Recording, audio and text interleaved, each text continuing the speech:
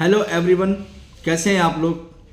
मैं समोसा किंग, आप सभी को मेरा प्यार भरा नमस्कार। मैं आज आपको समोसा किंग की जर्नी शेयर करना चाहता हूँ।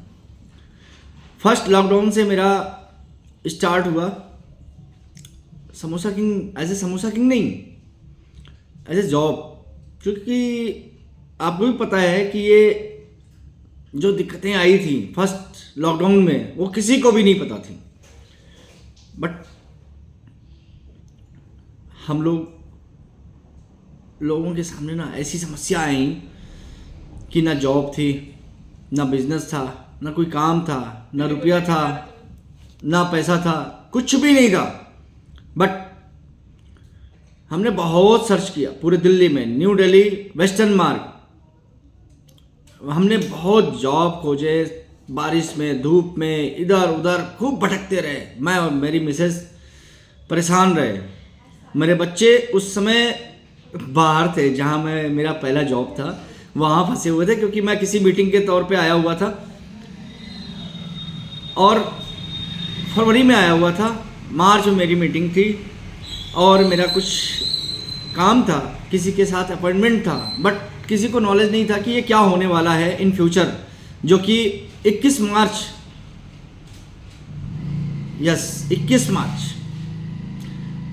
2020 को लॉकडाउन लगा और उसके बाद हम फंस गए यहाँ। नहीं मालूम था कि घर भी नहीं जा सकते, बच्चों से भी नहीं मिल सकते, बहुत सारी, क्योंकि अब उस समय पैसे ख़त्म हो गए, कुछ नहीं था, ना जॉब रह गई, ना बिजनेस था, कोई कुछ भी नहीं था। बट हाँ, उसके बाद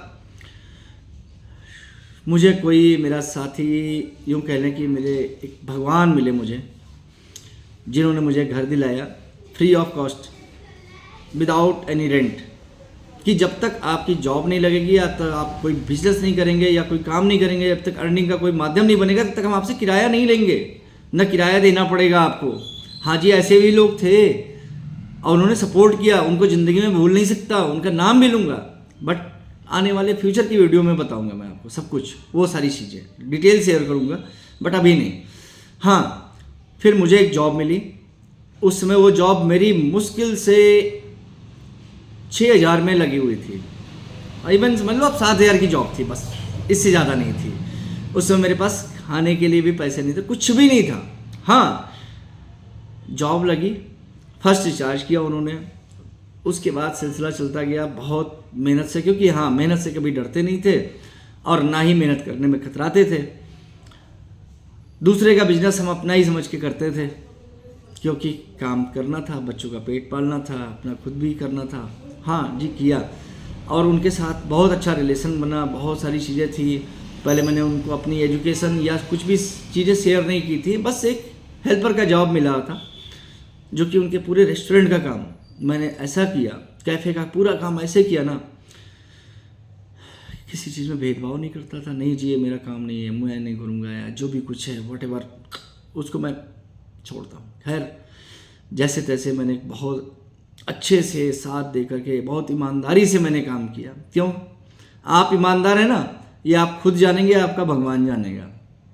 उसी तरीके से बस मैं काम करता रहा और एक टाइम ऐसा आया कि लॉकडाउन ख़त्म हुआ और फिर दोबारा भी लॉकडाउन लग गया। आपको पता ही है, रेस्टोरेंट, कैफ़ेज़ वगैरह पे बहुत सारी चीज़ें प्रतिबंधित थी, नहीं हो सकती थी, नहीं चल सकती थी, सीटिंग की प्रॉब्लम, तमाम चीज़ें। तो बिज़नेस उतना बढ़िया नहीं चल रहा था। बट मैंने ये सोचा कि हाँ, जो भी कुछ है ना, इतना एफर्ट कर दो कि अगले का जब प्रॉफिट होगा तभी मुझे मिलेगा। सिंपल सी बात। क्यों? मैं केवल अब उतना ही पैसे लेता था जितना मुझे ज़रूरत थी, मेरे फैमिली के लिए ज़रूरत थी। हाँ, उन्होंने बहुत सपोर्ट किया, मैं उनका बहुत धन्यवाद करता हूँ। बट फ्यूचर में गलतफहमियाँ कहीं भी हो सकती हैं और दिक्कतें कहीं भी आ सकती हैं। फाइनली जब सारे लॉकडाउन ख़त्म हो गए, सब कुछ ख़त्म हो गया, फिर सब कुछ अच्छा चलने लगा। उसके बाद जब सेकेंड लॉकडाउन लगा, बिजनेस बंद हुआ, मेरी वाइफ को कोरोना हुआ और ठीक 15 दिन का इंटरवेंशन है कि अब सब कुछ फिर से लॉकडाउन में तब्दील हो गया। उस समय जो मेरे पेंडिंग मनी थे ना, पैसे थे, जो मेरी सैलरी थी, वो लेने के लिए ना मशक्क़त आ गई। क्यों? मेरी भी मजबूरी थी, मुझे तो उन्हीं पैसों से काम चला था क्योंकि कमाने वाला मैं ही था और मुझे बच्चों को भी पैसे भेजने हैं या मिसेस को भी देने हैं, बट ना वहाँ से मिला और ना मैं भेज पाया। इवन ये भी हो गया कि भैया अब तो जॉब करने लगे, अब तो किराया दे दीजिए, अब ये कर दीजिए, तो हमारे ऊपर बर्डन बढ़ने लगा और तमाम चीज़ों की बोलते हैं ना क्राइसिस आने लगी। बट जहाँ मैं जॉब कर रहा था वहाँ से मुझे कुछ नहीं मिला, बस मैं कह लूँ 1000, 2000, 5000 जो भी कुछ था ना महीने का वो मिला, उसके बाद का कोई भी अमाउंट नहीं मिला। बट उसको छोड़िए, खैर कोई बात नहीं, थैंक यू। लेकिन हाँ ये समझिए मुझे HM करने को मिला फ्री ऑफ कॉस्ट, वही जो मेरी सैलरी नहीं मिली मुझे, बस उतने में मुझे समझ में आ गया कि मुझे एक HM करने को मिल गया इसी पैसे में, कहीं अलग से कोई चीज़ ज्वाइन नहीं करनी पड़ी। हाँ बट उसके बाद जब मैंने दोबारा लॉकडाउन में ही, क्योंकि अब क्राइसिस थी, मैं जहाँ रहता था वहाँ भी किराया देना था, तमाम चीज़ें थी, पेट पालना था बच्चों का। उसके बाद मेरा खुद एक बड़ा लड़का ना, उसको किसी फ्रेंड के साथ में किसी शादी में कैटरिंग का काम मिला, पता है आपको 500 रुपये की थी एक नाइट का, घर में 500 रुपये आए, क्या किया जाए। उसी समय हमने डिसाइड किया सबसे सस्ता सबसे अच्छा काम क्या हो सकता है, भाई हम तो यूपी वाले हैं, हमारे यहाँ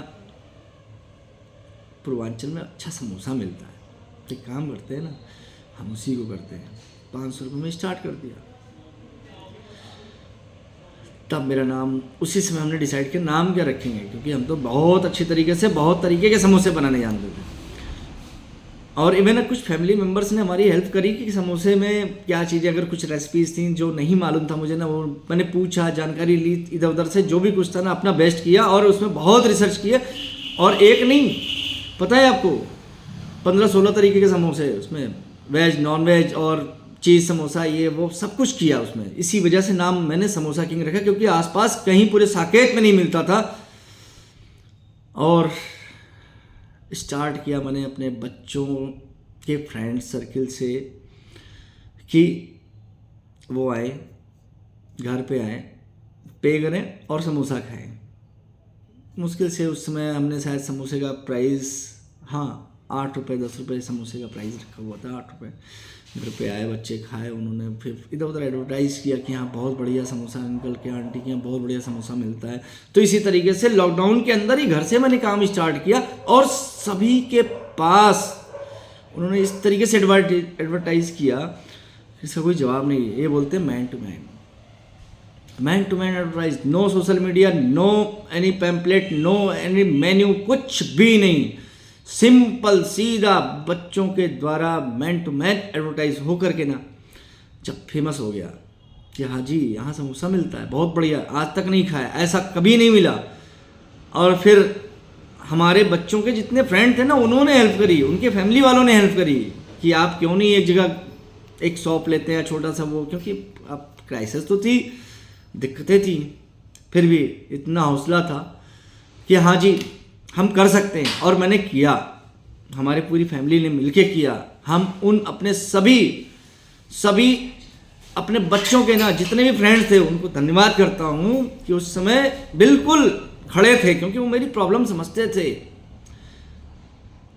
और बहुत ही अच्छा लगा ये सपोर्ट, काश मैं उन बच्चों के लिए अभी कुछ कर सकूं, और करूंगा जरूर। और बच्चे आज भी आते हैं, मिलते हैं, बात करते हैं। अब तो बहुत अच्छे मुकाम पे पहुंचा दिया उन्होंने, ठीक है। और बस आखिरी में दोस्त इतना कहना चाहूँगा, मेरे ग्राहक, मेरे प्रिय उपभोक्ता या जो भी मुझे सुन रहा है ना, मैं उन सभी को एक ही बात बोलूँगा, जो आपके बुरे वक्त में बंदा खड़ा हो ना, वही असली है।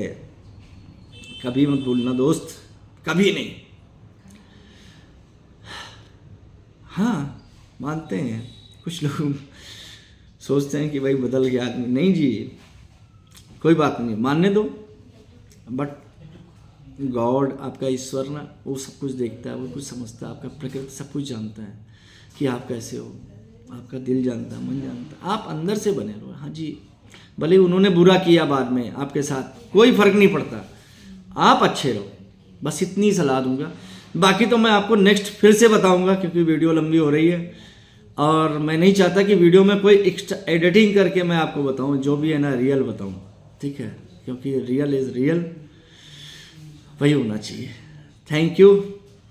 आगे मैंने क्या किया, इसके बाद मेरी जर्नी क्या रही, उस जर्नी के विषय में मैं आपको आगे फिर से बताऊंगा। अभी आप तो मेरे साथ अभी जुड़े हैं। हाँ, अगर आप मुझे सुन रहे हैं ना, तो आप समझिए कि जीवन की जो बिल्कुल जेन्युइन चीज़ें हैं ना, जो आपके साथ घटनाएं घटती हैं, जो होती हैं, शायद उसका सलूशन मिल सके यहाँ से कि आपको क्या करना चाहिए। कुछ भी बड़ी चीज़ नहीं है आज की डेट में पाना, बस डिपेंड करता है आपके अंदर हौसला क्या है। तो समझिए samosa king bounce back. Thank you to all everyone.